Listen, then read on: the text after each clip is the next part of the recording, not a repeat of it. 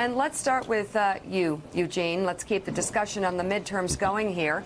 Your latest in the Washington Post is a pep talk for Democrats. And you write in part this: Dear Democrats, you can do this. Stop fretting and second-guessing. Get out of your own way. Concentrate on turning out the vote. And remember, you have everything to gain in this midterm election and nothing to lose. I say you have nothing to lose because that is literally true. Republicans control both chambers of Congress, most governorships, most state legislatures, and, of course, the White House, which isn't up for grabs this time. The great blues artist Muddy Waters put it best. You can't spend what you ain't got.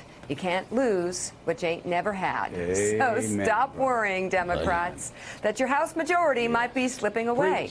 You don't have a House majority. No. But the odds of your winning one still look excellent if you step up and grab it. So, Gene, continue with the thought. How, Joe? You start. Gene, I was talking to a healthcare professional a couple days ago. He's a person who's been a friend for a long time. Mm-hmm. Yeah. And I said, what is it? Because she was saying that people that were coming in and were so depressed, Democrats, and we went through this. I said, what is it with Democrats? They're so deflated. They're so battered. You beat a conservative. You beat a conservative, and you know what we do? We're like Rocky and Rocky 1. We like eat raw eggs at 4 in the morning. We chase chickens blindfolded. We run up mountains of stairs. We we have people just randomly come up to us and punch us in the face in the middle of the street, and we drink the blood and spit it out.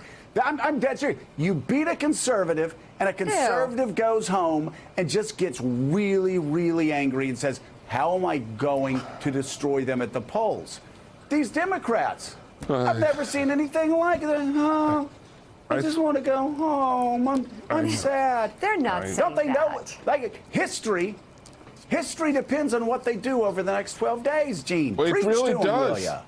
Look, I spend a lot of time, Joe, doing what I try to do in a column, just grabbing people by the shoulders and saying, look, you're the majority. You are the majority. You just vote. All you have to do is vote. Get your friends to vote, and just stop moping around. And what if they, what if the Republicans? Their enthusiasm is up. Well, because there's an election coming, and they vote in term elections, and you should too, because then you'll win. Look, maybe I'm really hoping it'll be different this time, because it needs to be different this time. So just get out and vote. Everything you said in that last hour, everything Donnie said in that last hour, just get out and vote, and you'll win. It's that simple. Elise, a lot of Republicans, former Republicans, and a lot of people like you, we've hung around conservatives our whole life. We know how conservatives fight. We know how conservatives win campaigns, especially on the local level. And whether I'm talking to Steve Schmidt or whoever I'm talking to, and I'm sure you feel the same way, you're kind of looking at Democrats just shaking your head going, no, this is not the way you respond to a loss. You respond to a loss by doubling down your efforts. But right now, they're so deflated. It's just it's pretty stunning. Well, and Democrats just need to get out of their own way, and the momentum really seemed to be behind the blue wave. And then, the past couple of weeks, I've been lucky to get out on the campaign trail with Lord Ashcroft polls and doing focus groups in New Hampshire and New Jersey and Iowa, and we just left Minnesota. And it's been interesting to see the so-called Kavanaugh effect and how it has impacted the electorate. And on the one hand, you've got Republicans and reluctant Trump supporters who are really energized from it.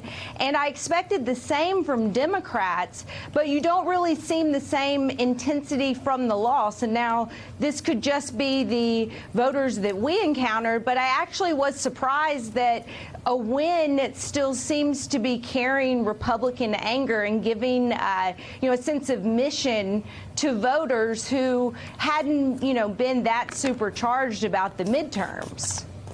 Well, so Elise, tell us what else, other than the Kavanaugh effect, what else are you hearing in New Hampshire, Iowa, across the country? Well, New Hampshire was interesting because I didn't expect to hear. We heard from some Republican voters who, they would entertain the option of a primary challenger to Donald Trump. And anyone who wants to hear directly from the voters themselves, you can download the podcast. It's Ashcroft in America, and you can go to iTunes and download it and listen in depth and just hear it directly from the voters, because I think that's so important. Sometimes we are just, talking amongst ourselves, and then it's just great to hear actually how voters are responding to these issues that are dominating and driving the news cycle. And so have at this point, I'm in Mississippi for the weekend. I saw your buddy, Senator Roger Wicker, last night and talked about how the two of you started out in Congress together, Joe, and I'm going to interview him later today. And, it was interesting to hear him talk to an audience at a Baptist church in my hometown about how he sees Donald Trump and the midterm challenges. And you just, you see how Democrats are on one side, Republicans are on one side. The Democrat grassroots wants more liberal, more left-wing options. They think that moderation hasn't necessarily been successful, but they're a bit tormented by that. And then Republicans fear the coming blue wave and takeover of the House as more gridlock and just nothing is going to get done. And I think it comes down to this frustration with government and the stagnation and the fighting, and no one is seeing real results right now because they just see the bickering. And so I do think there is an option potentially down the road for people who want to, look towards potentially a third party. Well, one measure of enthusiasm is that early voting has already exceeded the levels we saw in 2016 during a presidential election year. So whether that accrues to the benefit of the Democrats or Republicans, we'll see, but there's a lot of energy out there. Thanks for checking out MSNBC on YouTube, and make sure you subscribe to stay up to date on the day's biggest stories. And you can click on any of the videos around us to watch more from Morning Joe and MSNBC. Thanks so much for watching.